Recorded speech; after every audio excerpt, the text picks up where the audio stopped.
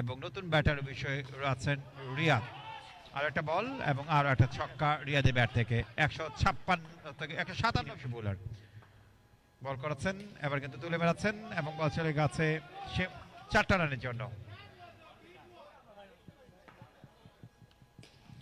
আরেকটা বল তুলে মেরাচ্ছেন আরো একটা 4 রানের জন্য।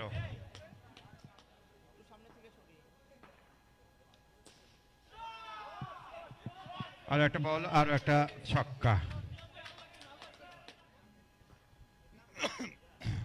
আরেকটা বল তুলে মেরাচ্ছেন, বল চলে গেছে আবারও 6 রানের জন্য এবং দলীয় সংগ্রহটা অবশ্যই বেড়েছে।